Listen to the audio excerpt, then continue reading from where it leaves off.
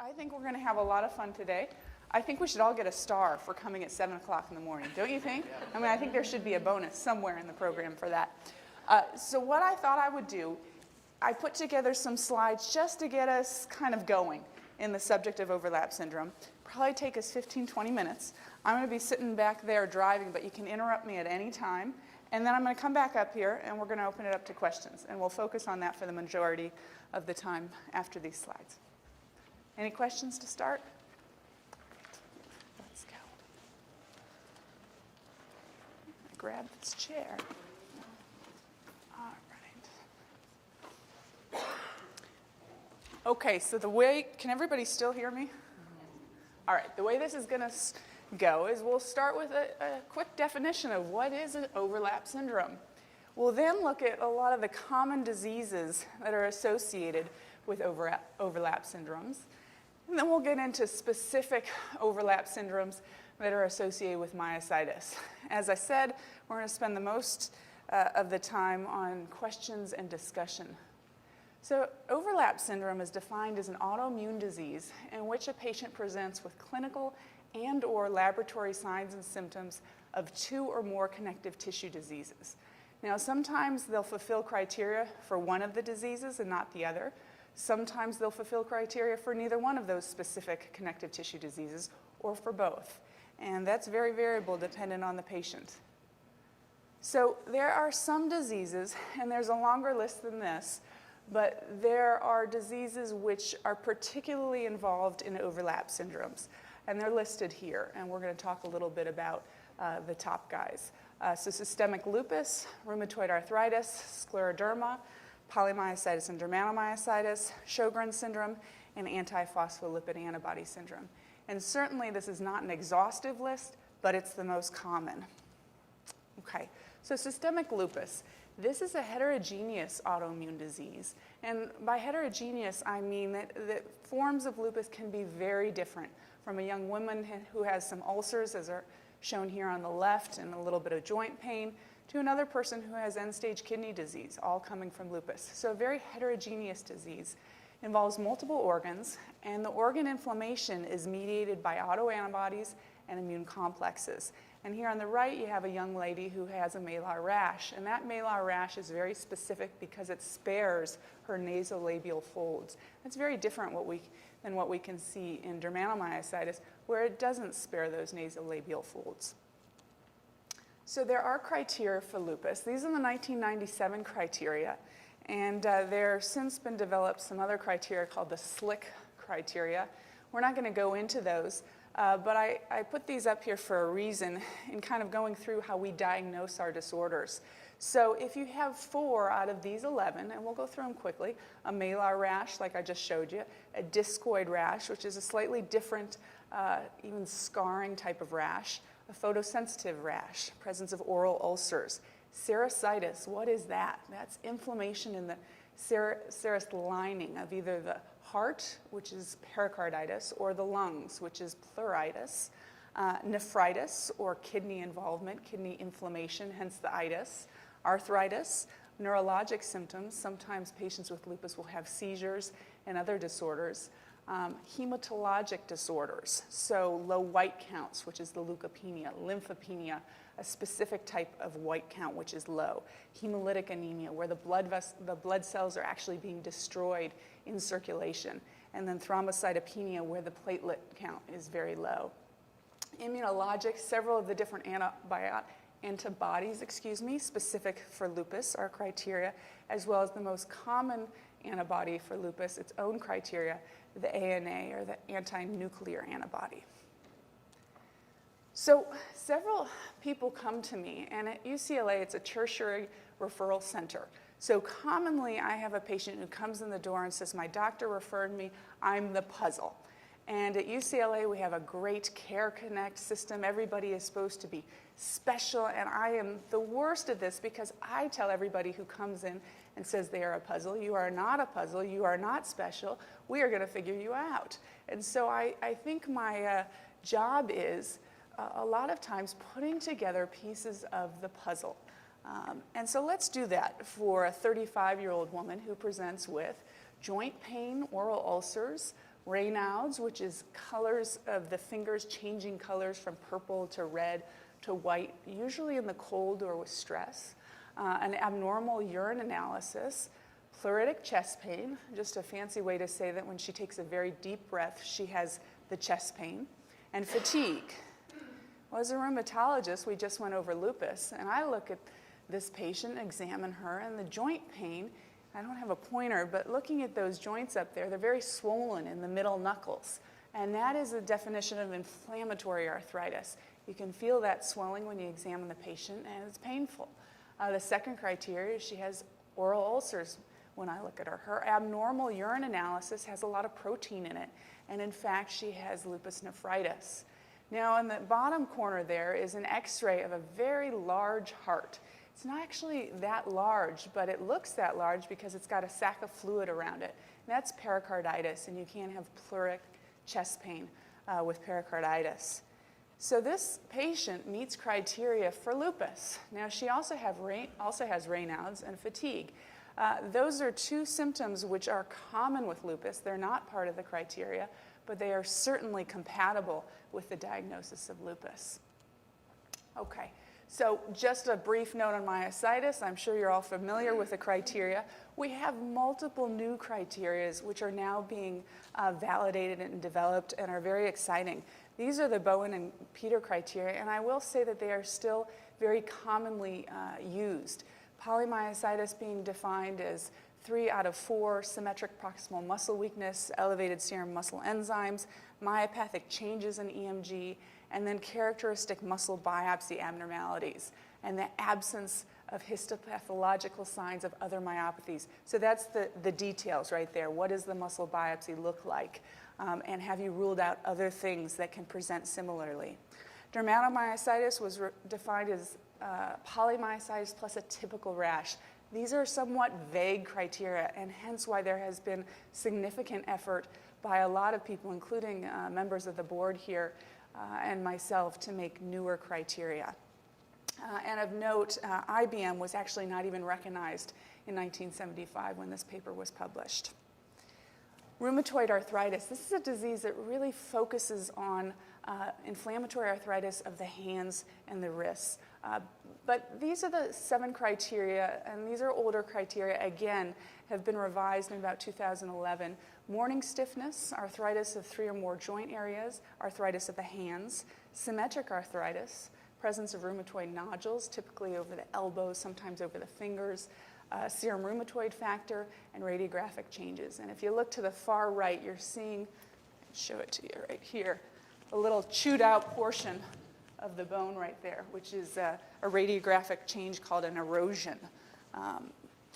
And so if you have 4 out of these 7, you meet criteria for RA. And this just shows you a picture of a hand, a typical hand from a patient who has RA, and you can see that swelling in the 2nd and 3rd digits. Very, very clear here. Systemic sclerosis.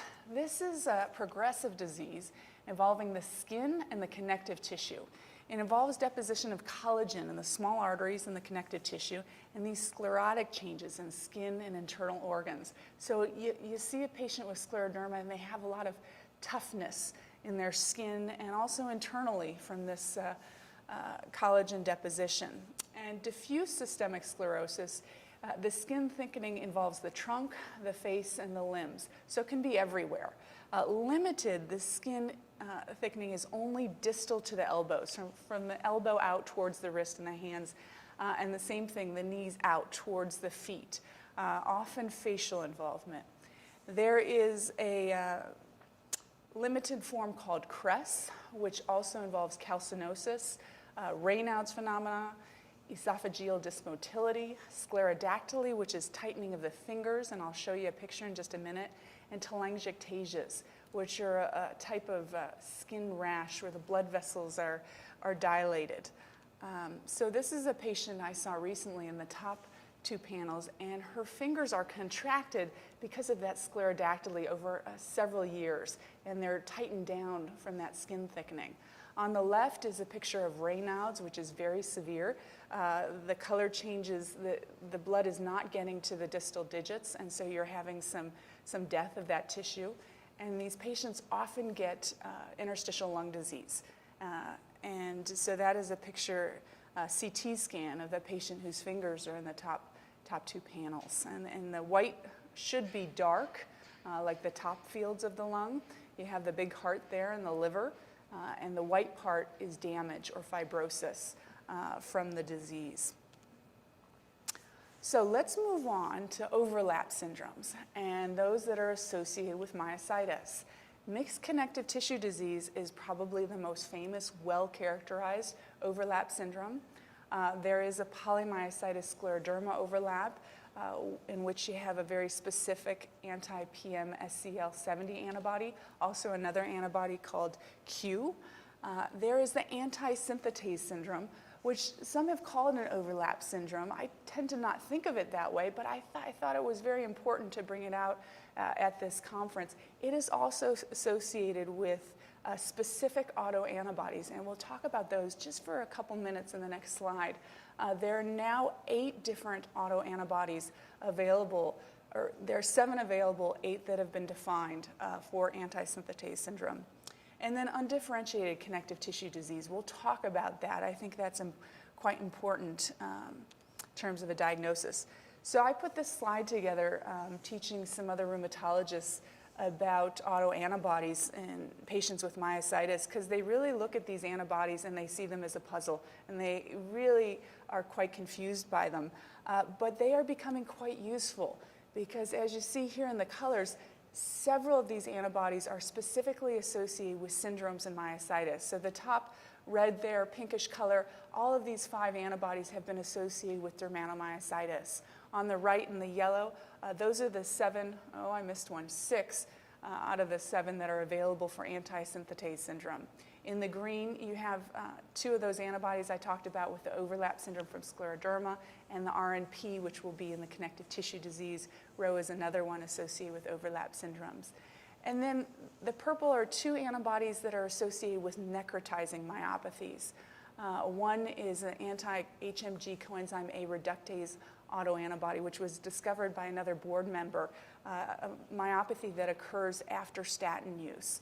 And then the interesting two guys in orange are unidentified antibodies. And when I send serum out for analysis for my patients, a lot of times the lab where I send it will tell me that there's an unidentified autoantibody. And so these are very much in progress. They very much help us define the syndrome that the patient has. And that's important because as we move forward with therapies, we really want to target specific therapies to specific syndromes. And so the better that you can characterize the patient in all forms, including in their serum, what autoantibody they have, the better you're likely to be able to treat the patient. So as I mentioned, mixed connective tissue disease, this is the most described overlap syndrome. Involves characteristics of lupus, scleroderma, rheumatoid arthritis, as well as poly or dermatomyositis oftentimes. There are criteria. We're not going to go through these in depth. There are varying criteria. This is one set of criteria that was published several years ago, and it defined MCTD as having the following. One of the 2, at least one of the 2 common symptoms, which are Raynaud's and swollen fingers or hands, so that is the RA component, a positive RNP antibody, and then 1 or more findings in at least 2 of the categories. And here you see the lupus-like findings, the scleroderma-like findings, and the polymyositis-like findings. And so if you had those 3 criteria, you met criteria for mixed connective tissue disease.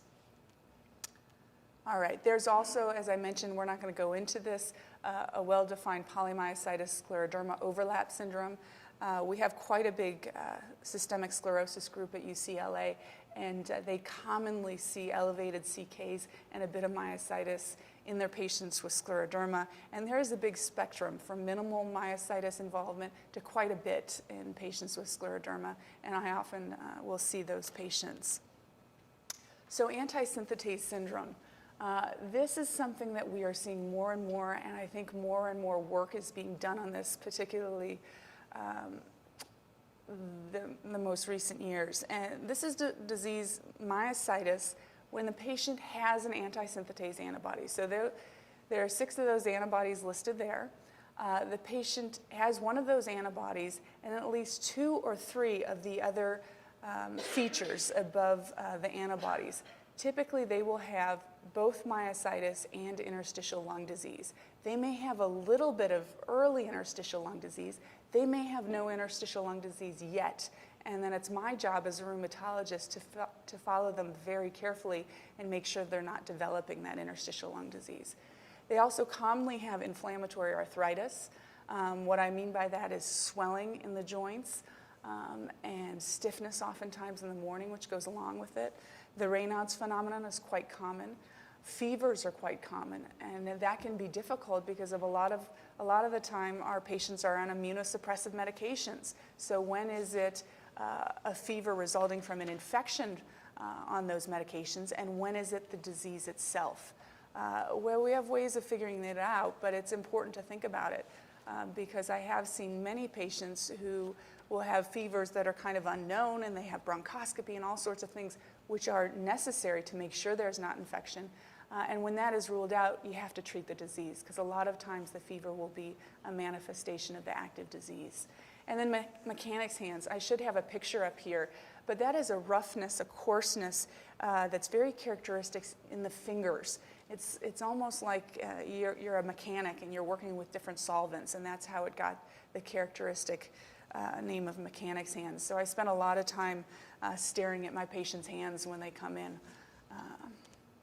Okay, and the last syndrome I'll briefly touch on is undifferentiated connective tissue disease. And the arrows are kind of going out to all of these varying diseases we've discussed. And the reason that is sometimes a patient presents with several features of our different rheumatic diseases, but they don't yet meet criteria.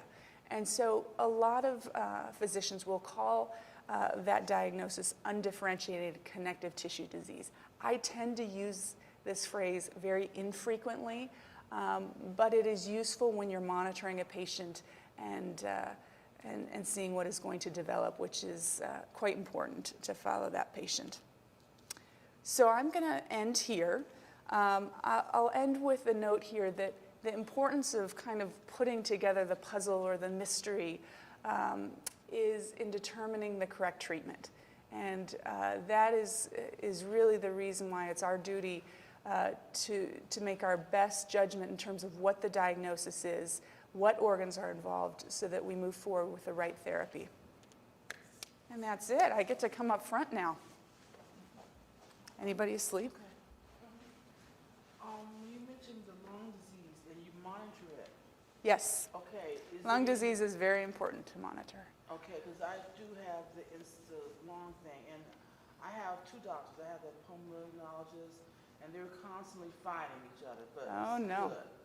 But I mean, Usually I just tell the pulmonologist what to do, and they say, thank you, Christina. Yeah, and I like it because like I was on that methotrexate. It starts with M. Methotrexate. So they took me off. Now I'm in remission, but I had a little flare-up.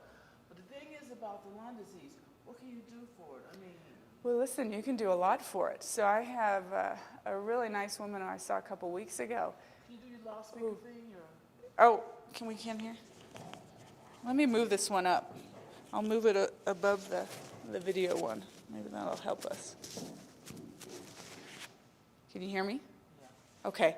So I have a really nice lady, looks about your age, who I saw a few weeks ago, who when I met her was literally in bed bound, couldn't move, with dermatomyositis and lung disease. And the lung transplant doctors sent her to me.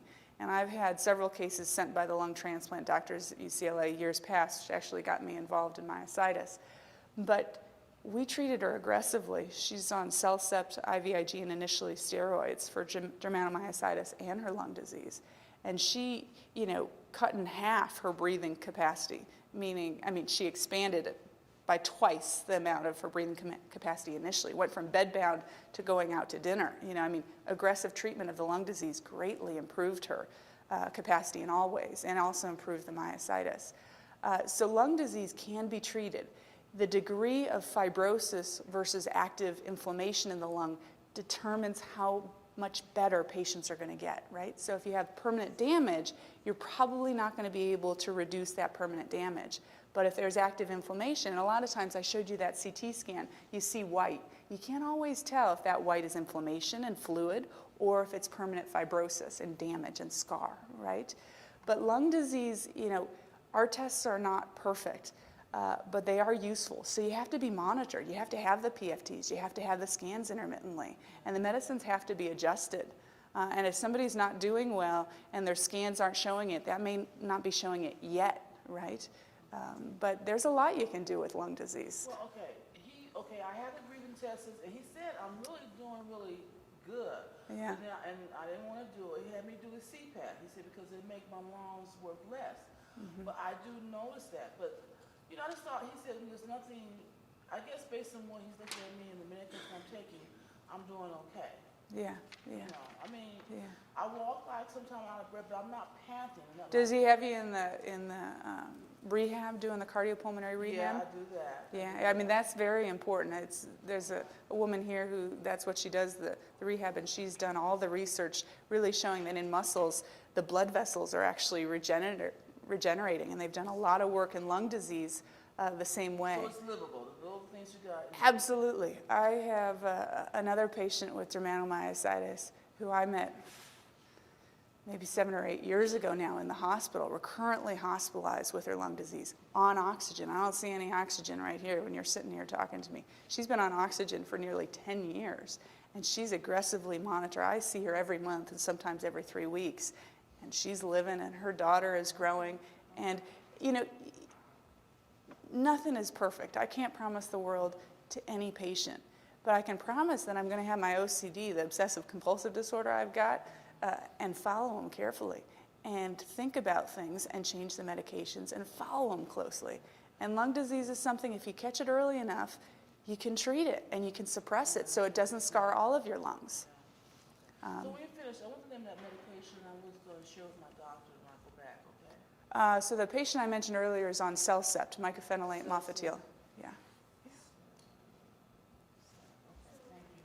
With the overlapping syndrome, I've had rheumatoid arthritis for 19 years, but then I got this dermatomyositis diagnosis a year ago.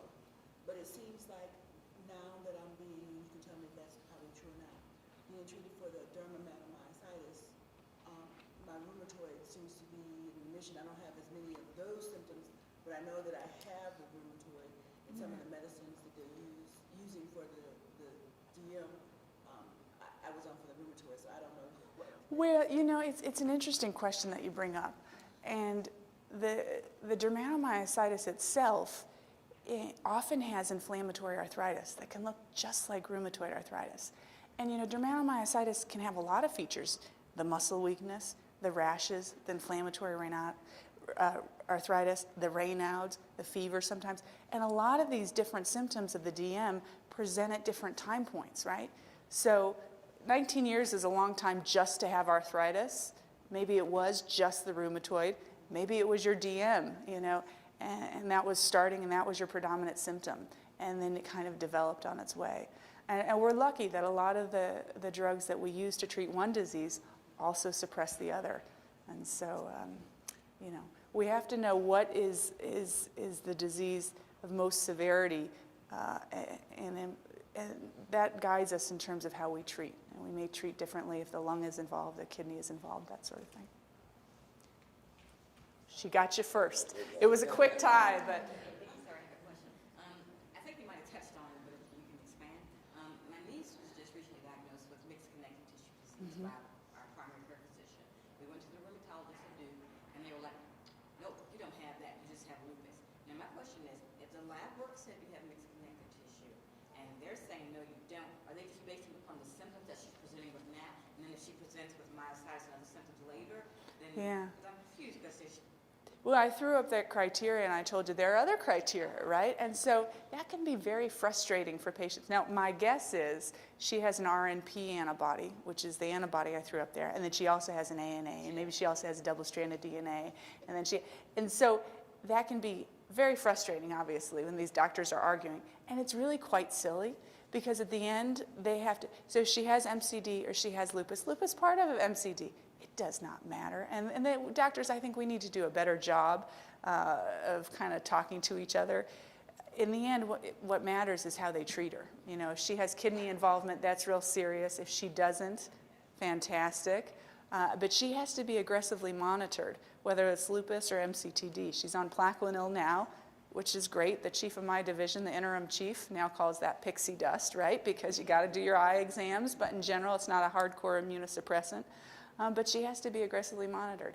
And she has the diagnosis of either MCTD or lupus. And again, different doctors will argue that out based on what criteria they want to look at. Use that word, you know what I mean? Yeah, no, I know. It's frustrating.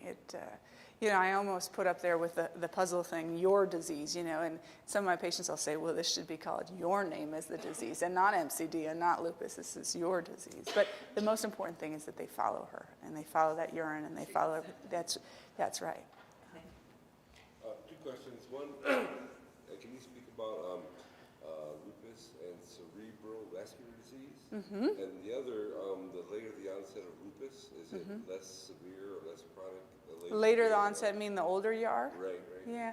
I don't know any data in terms of the older age in lupus. I'll hit on your first question first. So vascular disease, CNS disease in the brain, certainly is one of the severe manifestations of lupus. And there's inflammation in the blood vessels in the brain, which is termed vasculitis. And it is well known. I've seen several patients with that as a manifestation of their lupus. And typically you do the lumbar puncture, you see a lot of proteins, a lot of cells. And it's basically the immune system is attacking those blood vessels in the brain, causing inflammation, and you can have seizures and all sorts of things. That is a very serious complication of lupus. If somebody has CNS vasculitis related to lupus, they'll get pretty aggressive immunosuppression. They can do quite well, but they have to be treated, you know, right away. You can damage your lungs. It's not good to damage your lungs. You scar the lungs. But you got 2 lungs and you got capacity there. You got a brain, which is pretty important. And, you know, scarring the brain is a little bit different. So we really hit that very hard when someone has that diagnosis, and we don't mess around. When you say the brain, is that include the carotids and vertebrals? Well, you know, those arteries can be informed in different types of vasculitis. Typically, the CNS lupus will involve the brains inside the cranium. But we have other forms of vasculitis, and then you get into the topic of this discussion, which is overlap syndrome. And we have a disease called polyarteritis nodosum, PAN, which can involve multiple blood vessels with vasculitis of different sizes. As part of lupus, or just? No, it's its own form of vasculitis. Yeah, but can a patient with that disease also have an ANA and maybe a rash? They can. And so, you know, that's why as I get older, I used to say I look like I'm 12 to my patients, and then my husband now tells me I don't look like I'm 12 anymore, so that's kind of sad. I've been at UCLA for now 20 years. It's the guys who bring you back down. It's hard. But, you know, as I've gotten older and seen more and more patients, you know, all of our syndromes are overlap syndromes. You know, when they ask me to talk about this, okay, that's rheumatology, you know.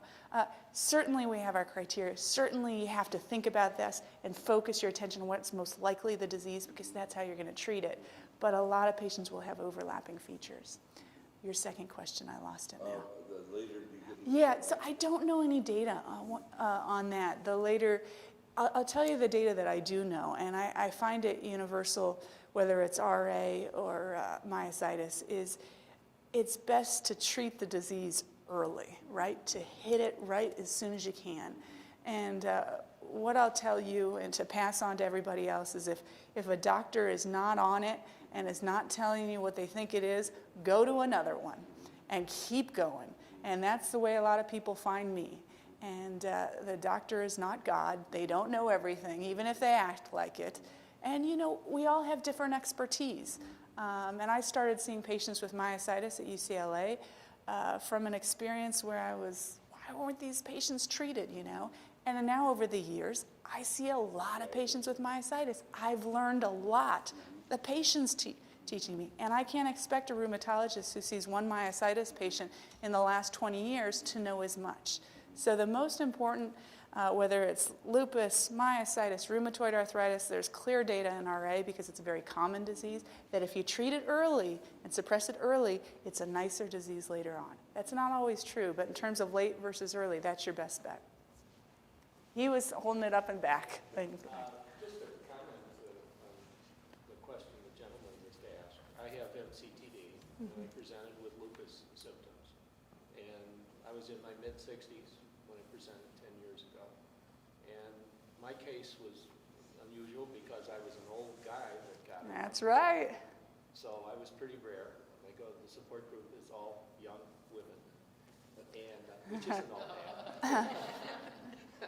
So I can dream anyway. But my case was very severe, and it presented generally for about a month, and then it just progressed, and I had all sorts of organ involvement, and then polymyositis hit me, and that was beyond severe. I almost died, quadriplegic, and feeding tube, and barely got scraped through. But my lupus was very bad, and I continue to have some echoes of it. I've been in remission for 8.5 years. But I now appear to have autoimmune hepatitis, which is what I almost died from 9 years ago. So, but it got very complicated, different than all of the stories I've heard, and I've talked to hundreds and hundreds of people with lupus. Yeah. So very different in many ways from what I heard the younger women, talk about. Yeah. But it wasn't a lot of fun. Yeah, it doesn't sound like it.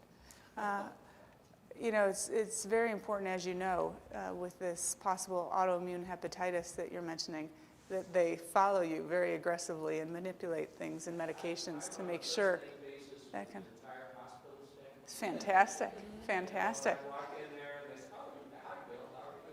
Fantastic, fantastic. 3 doctors following, and the 4th will be a liver specialist who will be seeing me as soon as I get back to Chicago. Good. I've got a team in the second. They're great doctors. Good. Very aggressive. Yeah. Well, you're not alone. I have my little bracelet underneath this. It's a blue bracelet. It's for a patient who's in his 30s, who's back at UCLA right now. He's in the hospital waiting for a heart transplant. In his 30s, he's right now got 2 devices in his heart, pumping his heart for him. And he developed dermatomyositis in 2013. And we're now in 2014, a little over midway through, and he needs a heart transplant for the severity of his heart disease. When we're at the board meeting yesterday and doing our scientific symposium, I'm talking to all my colleagues and saying, how many patients with this type of heart disease, this aggressive, have you seen? And not many. So, you're not alone, even though you seem alone compared to all the other. We have a lot of different people, and hopefully we're going to give him a heart, and the same medicines that work for his heart will suppress his dermatomyositis. I know she mentioned on the dovetail on the liver. It seems like everyone, when they're in their acute phase, is severe liver involvement. That's a complicated question because a lot of times, and the doctors may have been more sophisticated. A lot of times there are 2 parts to that. One, I'll have several patients, unfortunately, in the last several years who will come to me with a liver biopsy for AST and ALT elevation, which are liver function tests, but are also muscle enzymes. So they're released from muscle. So whether it was true liver inflammation associated with the disease or whether those enzymes were just being leaked from muscle. And well, the liver may have been just fine, quite frankly, because the AST and ALT, which are liver function tests, right? They're enzymes which are made in liver cells. And when the liver's inflamed, they're released in circulation. They're high on your lab tests, right? Those same enzymes are produced by muscle cells. So if your muscle cells are inflamed, they'll still get released in the blood in circulation. Lab report will show that they're high. So unless you do specific tests which are only produced by the liver, there's a test called the GGT, which I often check. That'll be completely normal when my AST and ALT are high, and I know they're coming from the muscle. CK is also high. So that's a complicated question. A lot of times the liver will acutely in active inflammation just get a bit inflamed. I see that a lot. But I see often more commonly that people are reading liver inflammation, which is actually just the muscle inflammation, because they forget from med school that AST and ALT are produced by muscle cells as well. You've got a panel. I'm not worried about you. First name basis, you're good. You're good. Yeah. Yeah. And the other thing that I'll just mention, because it happens so frequently, is that in chronic dermatomyositis, in chronic polymyositis, mostly DM, the muscle enzyme is always not the perfect measure of how active the muscle is. That's a complicated situation there. Sometimes patients will have permanent damage and they'll have scars, so they're limited from that. But in chronic disease, I had a woman about a year ago, and everybody still asks me if she's alive, and she is alive and strolling into clinic and doing well. But she was almost put on a ventilator because of respiratory muscle weakness. And she had lupus initially, and this was polymyositis affecting all of her body, bedbound, there you go, about to be intubated, and her CK was 47. And the neurologists were scratching their head, and they had done MRIs of her brain and her spine, everything. And I listened to her history, and we won't go into it at length, but I knew she had polymyositis, and she even had muscle edema on those paraspinous muscles on the MRIs of her spine. So she got IVIG, a pulse of steroids. She didn't get intubated, but she had a CK of 47. So it's, you know, our lab tests are not perfect by any means, and we just have to really interpret the whole patient to know what's going on. So is there any, for the patients, is there anything that we can follow for after we get through the acute phase? The acute phase, of course, they did the IVIG and the steroids, and so now I did Raloxicam. But then I hear other people saying that they did IVIG, whatever. So I'm thinking, am I getting the right aggressive treatment or not? I don't know, because everybody's getting different stuff. Yeah. So you said initially you got IVIG and steroids. Anything else? That's it, initially. Okay. And, Do they move you into methotrexate or Imuran or? they gave me methotrexate afterwards to go home on, and then I did 2 rounds of Rituximab. Yeah. Mm-hmm. 2 weeks apart.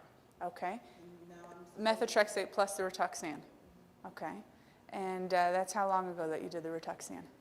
my second dose was in June. In June. Okay, so you're at, yeah. So, I mean different physicians will have their different patterns and experience in use. I use a lot of Cellcept, mycophenolate. It's worked quite well, especially in lung disease, and it works a little bit more quickly. Everybody has their own pattern. We certainly have data on all of these drugs. We just don't have the large clinical trials to say this is definitely the way you should be treated.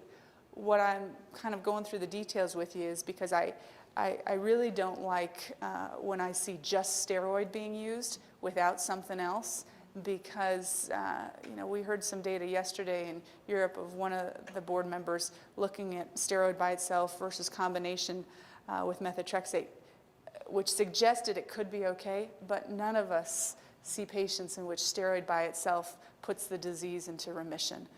And you want to get off that steroid as quickly as possible, and to do so you need another agent. So right now you're getting combination therapy with methotrexate and Rituxan, which certainly has been used in dermatomyositis.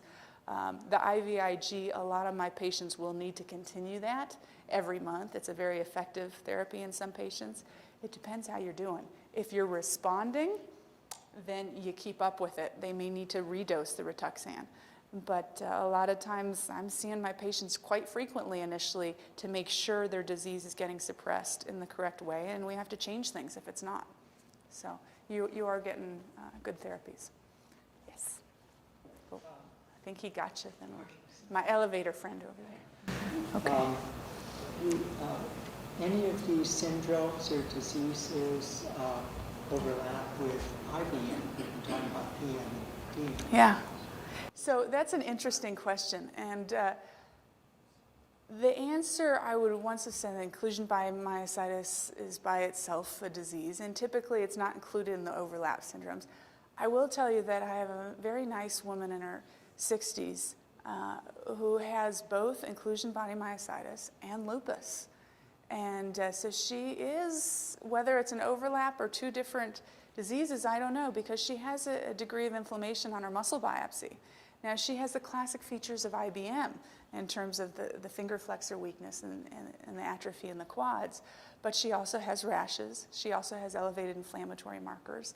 And so I would have told you, traditionally, no, it's not in the textbooks, but what can I say now? So it's certainly not the most common, but she has her own unique overlap syndrome. So again, it's talking to the patient, doing the correct laboratory assessment, and there's a variation in terms of how neurologists and rheumatologists will approach IBM.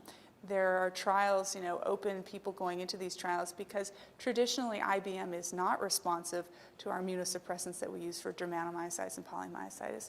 She is, responsive in part, right? We haven't been able to stop her atrophy of the thighs, but certainly her energy, her strength, her arthritis is much better with the low-dose immunosuppression. So not common, but now I have to say I've seen it. So. Yes. I have Myositis Yes. Sjogren syndrome. Okay. I was on prednisone for 3 years with stop and also on Imuran. Okay. I just stopped Imuran in February. Okay. Now I have my CK going up. So Yeah, I may- yeah. CK is Imuran is a drug that works well, but it takes a long time to work. And by that definition, it takes a long time to stop working because it hangs around for a few months. So it's not surprising that if you stopped it in February, you're starting to see things. And the important thing is not to let that get out of hand again. The reason for stopping the Imuran was because the doctor was thinking I'm doing well. Yeah, So we yeah. just try. Yeah, after to 4 see. Years, yeah, he told me maybe we will try. But Yeah, and for 4 years, had you been in remission for 4 years? yes. And were you off prednisone? Yeah. Okay, so 4 years, completely perfect on Imuran. No, like 1 year only. 1 year completely off prednisone Yeah. on Imuran. So that's a hard call. I have seen patients go into remission and get off medicines. It's a handful of patients, only one handful, but it's for years, years that I keep them, at least a couple of years before we start. I have a nice young woman who is 29 weeks pregnant, was on Imuran, got off steroid completely for a couple of years, then got pregnant on a low-dose Imuran. There is data suggest out of all the medications, Imuran is the safest in pregnancy. And she's taken off of the Imuran and is doing quite well. She worries me all the time. She's doing beautifully. She's going to have her baby. She's going to be fine. But, in general, autoimmune disease doesn't go away because our immune system doesn't go away. So it's a handful of patients have gotten off it, but you have to, if it's going up, you have a drug that works, the Imuran, there's no reason that I can think of, not knowing your case, why you wouldn't go back to it. Because, like I mentioned earlier, to get something under control is much more difficult than to keep it in control. So. And so I don't need to worry about Sjogren because Worry about Sjogren's? Well, did the Imuran control the Sjogren's when you were... Sjogren's is a tough syndrome, I have to tell you. I use Evasac and all these different things and, sugar-free, lemon drops, but the Sjogren's is tough. And there are some experts in Sjogren's, and I am certainly not one of those experts, but in general, we try and treat the underlying autoimmune disease and the other features, and the Sjogren's sometimes gets better, but a lot of times it persists. And I don't know if there's some damage, just like I was talking about in the lungs, that there's some damage, and we don't routinely assess this in the parotids, and so you don't have all the cells secreting the saliva that you used to. That may be the reason, just like some people will not fully regain all their strength back, even after you treat the DM or the PM, because they've damaged some of that muscle. That may be the reason, but it remains a very tough syndrome. Okay, Ms. Sandra, yes. Okay, so when you've had these treatments and all of a sudden I'm getting dry mouth where I can't breathe, but I just had Rituxan for the first time this last year, can a change in medication bring on the Sjogren's? Can that?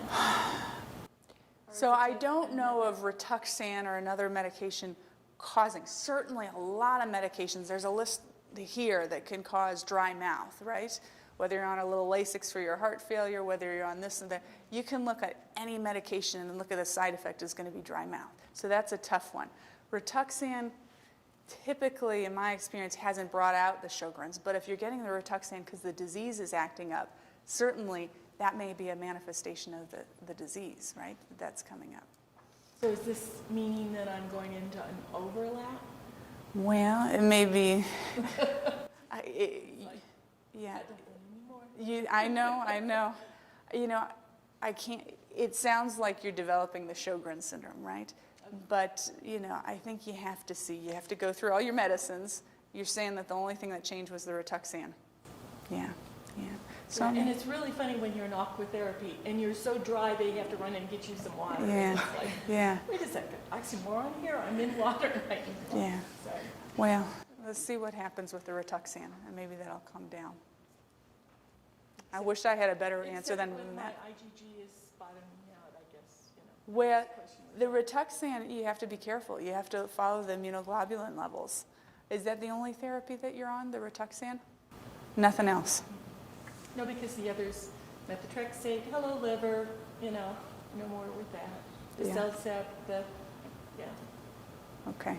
just I'm wandering that road. Yeah. Well, Rituxan is a good drug in myositis. The RIM study had some problems with the design. Certainly the follow-up analysis showed subsets of patients that responded quite well with certain antibodies. And so there's a lot of data now suggesting that Rituxan may be quite beneficial. It's not in the perfect trial setting, but I think it's a worthwhile drug. And I have a lady who has a different disease, vasculitis, who really responded to Rituxan so much that she has continued to get it for several years. And her immunoglobulins did drop. And for the first time, I was giving IVIG a little bit as a supplementation, right? Because her disease was so severe that I had to continue the Rituxan. So if it works, it works. Well, it works because I feel the closest to back to normal that I have in 11 years. Yeah. And I might have somebody look at your parotids and evaluate if that dry mouth, I might have Dr. Benartzi send you to have somebody special look at your glands and give you some other answers. My friend over here is next. Sure. I was wondering, when you have the lung disease and you're not sure if it's active inflammation or you have yearly CAT scans and it shows changes and it progresses, if it's showing changes, there's active disease there. there's active disease. Yeah. And how do you treat that? Do you do steroids? Do you up your steroids for a while? Or? So it depends on the severity, but steroids, never by themselves do I just increase steroids, rarely. There's, in lung disease, usually another drug, Cellcept, very commonly used at our center for lung disease. Cellcept and do the IVIG and Yeah. do The steroids. for the joints. But I'm sorry, you said something for the joints? Orencia Orencia. So you're on Cellcept, Orencia, and IVIG. I do that like periodically, Yeah. but not routinely. And I was just wondering, like when I'm What's periodic? The IVIG so is? far it's been every other year. What is Like every other year? every other year. The IVIG is every other year? Huh. Why is that? As we switch around my drugs to see what's working, sometimes I need that to Yeah. carry me through. Well, the reason I ask is I see that quite often where people will kind of give it. I met a young man from Las Vegas a couple months ago who was transferred to UCLA, bedbound, a friend over here, 26 years old, had been treated only with steroids and one other drug which functions like a steroid and wasn't getting the right therapy. And someone dosed him very aggressively with Cytoxan and IVIG, and that was an approach to use, but wasn't going to continue the IVIG, right? It's a mistake. IVIG can be a very powerful drug, and it's certainly a very expensive drug, but this disease can be quite expensive when it causes people to be in hospitals bedbound, right? So I don't spend my time worrying about that. If IVIG is very effective for you, I don't know why it would be dosed every year or so. I don't, so my question is, like, when you go in for your checkup or you're having a flare or Yeah. whatever. And then the first thing they always want to do when you're showing changes in your lung thing is to go up on prednisone. Yeah. And I'm just not sure for what purpose, to feel better or Yeah. stopping the Well, inflammation? the prednisone stops inflammation, right? And sometimes, for a little bit of rash. Masking it. See, I've never- No, it decreases inflammation. I mean, you take prednisone, you can see the decrease but over the long term, it doesn't. Meaning, over the long term, they used to use it. It was discovered kind of in the setting of rheumatoid arthritis, right? And wow, they felt that they had a cure for rheumatoid arthritis because it just took the inflammation out of joints just like that. And then they tried to continue it, right? And the joint disease came back. So acutely, it helps inflammation. Over the long term, it's not a good drug. And so, but you're telling me a different history, that it's over years that things are progressing, right? And that's a big picture story, that you're not being controlled on the regimen that you are right now. Sometimes with lung disease, I'll have to use a nasty medicine called Cytoxan. I have patients who have their Cytoxan, they call it their vitamin C, and they yell at me when I think about stopping it because I know the toxicity is long term, because it had such a profound effect on their lungs and was the only thing that Celsep, Imuran, IVIG did not work. So, your case is complicated, I can tell, by how many different drugs that you're on. And at the end of the day, if I will increase prednisone, if somebody's having a slight flare of the disease, a slight flare of their DM with some rash, and I know that I'm going to be able to bring it down, and it's not necessary to change the drug. But if you're having progression of lung disease over time, that's a bigger issue, and signals a change in your therapy is necessary. The Celsep's at 3 grams a day. Yeah. And you've never had Rituxan, you never had Cytoxan. Yeah. There may be some discussion there that needs to happen with the pulmonologist, depending on how your disease is progressing in terms of the lung function. That's what I want. If it's always mild, there's always mild changes on the PFTs, there's always mild changes on the CAT scan, then I don't know, it's just hard for me to be overly aggressive with things that... Yeah. Well, again, I can't tell you. I'm not staring at the data. I'm just curious about what people do, Yeah. in general, since you see a lot more people. Yeah, well, if the lung disease is progressing, I change So things. any progression, you say treat. I'm thinking about changing therapy. For you, again, I don't know why IVIG is not being kind of used. If they're using it as a bridge. Probably because of me. Well, if they're using it as a bridge because it works very well for your disease. Now, I don't know of any nice studies that show IVIG in lung disease as a treatment for lung disease, but you're talking about a systemic autoimmune disease. So a lot of times patients will come into the hospital typically with horrible DM affecting their muscles, with the anti-synthetase syndrome affecting their lungs. They'll get IVIG, they may get Cytoxan, they may get a pulse of steroids, right? And I am not always convinced what's working first. And IVIG, I have my thoughts that may be one of the things that's also working on their lungs. So it's a systemic autoimmune disease that affects the skin, lung, and the muscles. So something works for you. Can't say it's going to work for the lung. The data's not there to suggest it, but every person is different. Everybody responds differently to the different medications. And you're oftentimes the most important decision maker in terms of what therapy, in terms of how you respond to a drug. And the doctor has to listen to you to make sure they continue. Yeah. What's the regimen you use for IVIG? Say again? Weekly for IVIG, what's the interval you normally treat? So it varies. I used to be very standard in giving it 3 or 4 days a month in succession. I now have patients who get it once a week for 3 weeks. Most important thing is that you give IVIG very slowly. And so depending on how it works for different patients' schedules, I learned the intervals from my neurology colleague who was giving it, once every week for 3 weeks. And I said, what are you doing? Because in rheumatology, we always learned it 3 days in a row. And so I have a handful of patients who get it at different intervals. It's more convenient for them to get it once a week. I have a woman who's getting a smaller dose once every 2 weeks. Typically, I start it, 3 days in succession, but it has to be given slowly. Sometimes, if the 3 days in a row is too much, then it's another reason to space it out. I start out with 3 days in a row and my blood pressure took off. Yeah. So I've been getting it over between 50 grams over 10 to 12 hours. Yeah. 17 years. Yeah, and it works for you. And it's phenomenal. 10 to 12 hours. I hope you do it at home. And recently I've been fighting with the insurance company because they said that it's too much and they want to titrate, so they just denied. It's too much, 50 grams? They're the weekly, so they're now pushing back since July. So you get 50 grams a week. Yeah, I was getting 200 grams a month, and they're now saying they basically half my dose.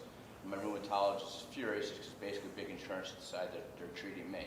Yeah. And in those last 6 weeks, my lungs are off, my muscles are off, in just a very short window. Yeah. I can feel it. After they have held your IVIG. Correct. Yeah. Yeah, sometimes we'll bring down the dose. The woman who I mentioned gets it every 2 weeks. She now only gets 2 days of IVIG. She took off a day because she was doing so well, and she's doing fine. But it sounds like that's not the case with you, that you need all 200 grams. And then you keep fighting with insurance. The number of phone conversations I have had with insurance companies is not to be discussed. It's been prednisone and immunoglobulin, and last year they jammed methotrexate down my throat. Yeah. And then we were able to lower the prednisone a little bit. But obviously the order, we lower the prednisone first, then we lower the methotrexate, then we lower the immunoglobulin. You know, I don't like to hear the prednisone first and then the methotrexate or the immunoglobulin and CellCept. That's my preference. That's the patients I see. But I like, when I'm starting, maybe a week, maybe a couple of weeks when I'm getting some liver tests back, some Hep B and C serologies back, but I'm always starting another agent with that prednisone because I want to get rid of that prednisone. And I see people waste a lot of good time, a lot of months on prednisone by itself without another therapy, and it's tougher to get rid of the prednisone more quickly. I think we have a couple more, and then I got to run. Question about antibodies, SRP. Yeah. And when they did the lab work, it showed SRP plus some unidentified. Yep. My concern with that is down the pipeline. And tell me your disease, polymyositis? Polymyositis, Yeah. SRP, yeah. So my concern is down the line, am I going to start developing some new symptoms, some unknown disease that we don't know with this antibody?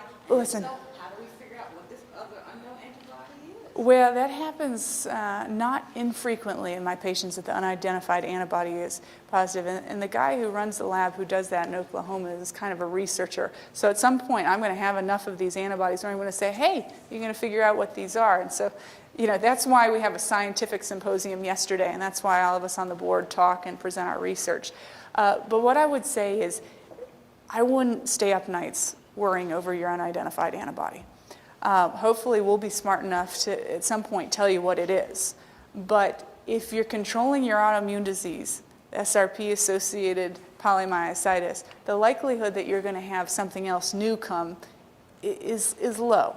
It's not impossible, and I can't tell you for sure, but that's why you waste your time in the parking lot and in the doctor's office, right? And talk to them. And you pay whatever your parking is, $13 at UCLA, killing me. But that's why you do it. That's why they check labs every 2 months or every month, depending what's going on, to look for that. And if something new is starting out, you're in there, right? A new symptom comes And they might be able to have more information regarding on the unidentified antibody. I doubt that it. Yeah, I'll talk to Andy Mammon, who's the guy who discovered the statin antibody. But at this point, he's sending his blood to Oklahoma as well. And I just, you have to sleep at night, you have to be in tune with your body, and you have to go to the doctor and follow rigorously. Don't get caught up in what the antibody is, because I'm not sure at this point anybody's going to be able to tell you yet. But that's why we're here. That's why we're doing science. That's why I do science. Your experience. I'm going to take one more after you. And your experience with IVIG and Yeah. kidney failure, is there a high? So IVIG, one of the known complications, you're putting a lot of immunoglobulin in, and I've never seen it. But if you put it in too fast, especially, there's one rheumatologist at UCLA who's actually seen an older gentleman have a stroke outside, not at UCLA, because the immunoglobulin was just put in too fast. He's getting it over 10 to 15 hours. That's fantastic. Because if you put a whole bunch of immunoglobulin into those blood vessels, they can clog kidneys, they can clog arteries in the brain. So you have to be very careful. I had a patient who came to see me. She was admitted years ago to a hospital with aseptic meningitis from IVIG, and the rheumatologist had just given it way too fast, but it had worked. And so he came to visit her in the hospital. She told me this story. It was fantastic. And he said, well, I guess we're going to have to use another therapy. And she looked at him and she said, no, we're going to use this therapy, and you figure out how to give it to me the right way. And she continues to get it this day. So, all right, last one. I just wanted to ask you about what your feeling is about methotrexate and lung disease, but not necessarily interstitial lung disease. Yeah. So I'll get to your comment. Oh, I see a lot of I didn't mention it because it's kind of on the list of myopathies. This is more the overlap, but amyopathic dermatomyositis I see all the time. And it is well known in association with interstitial lung disease, and it has antibodies like MDA5. That is a disease that, the pathologist that is on the board is talking to us about how bad dermatomyositis is as a term, because we do see amyopathic disease quite frequently, and I have several patients with it. And the muscle involvement, they may have absolutely no problem with the muscles.